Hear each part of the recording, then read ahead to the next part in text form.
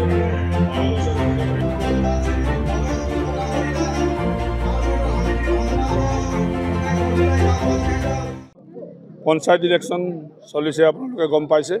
ঠিক সেইধৰণে আমাৰ জিলাৰ মাৰ্ঘেৰিটা সমষ্টিটো পঞ্চায়ত ইলেকশন চলি আছে। ভাৰতীয় জনতা পাৰ্টীয়ে প্ৰাৰ্থী প্ৰক্ষেপ কৰিছে।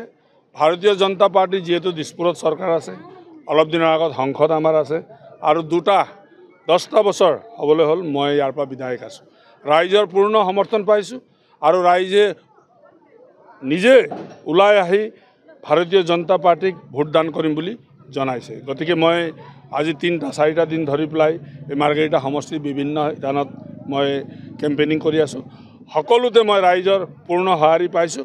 মই ভাবোঁ আমাৰ সমৰ্থিত প্ৰাৰ্থী আৰু আমাৰ ভাৰতীয় জনতা পাৰ্টি মিত্ৰজোঁটে দিয়া প্ৰাৰ্থী সকলোৱে জয়ী হ'ব আৰু পঞ্চায়ত আমি দখল কৰিবলৈ সক্ষম হ'ম। মইতো ভবা নাই। আমাৰ প্ৰত্যাহ্বান হিচাপে প্ৰত্যেক ইলেকশ্যনত কংগ্ৰেছ থিয় হৈছিলে, এইবাৰতো কংগ্ৰেছ নাইকিয়াই হৈছে মই দেখিছোঁ। আৰু নতুন নতুন দল আহিছে বুলি শুনিছোঁ। নতুন দল উঠি আহিবলৈ আৰু প্ৰায় 40 বছৰ লাগিব। ৰাইজে বুজি পাইছে, আজি ৰাইজে গম পাইছে কোন চৰকাৰে কাম কৰিছে, কোন চৰকাৰে আঁচনি দিছে, কোন চৰকাৰৰ লগত আমি থাকিব লাগে। কিয়কি চৰকাৰ চিনি পোৱা ৰাইজ বহুত আছে। ৰাইজে সকলোৱে কৈছে মোক যে আমি ৰুলিং চৰকাৰৰ লগত থাকিম, ৰুলিং গভৰ্ণমেণ্টৰ লগত থাকিম। গতিকে মই ভাবোঁ ৰাইজে যি ধৰণে ভোটদান কৰিব, ভাৰতীয় জনতা পাৰ্টি ইয়াত জয় হ'বলৈ সক্ষম হ'ব। মই শুনিবলৈহে পাইছোঁ। কালি মই নিৰ্বাচন কৰি আহিছিলোঁ কুমচাই পঞ্চায়তত।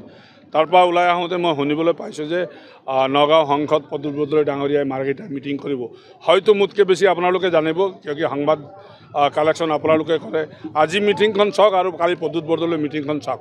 মই আজি ছ'চিয়েল মিডিয়াত দেখিছোঁ, কোনোবাই তাত কমেণ্টো কৰিছে, কোনোবাই লিখিছে, মঞ্চত যিকেইজন মানুহ বহি আছে বাহিৰতো ইমানে মানুহ বহি আছে।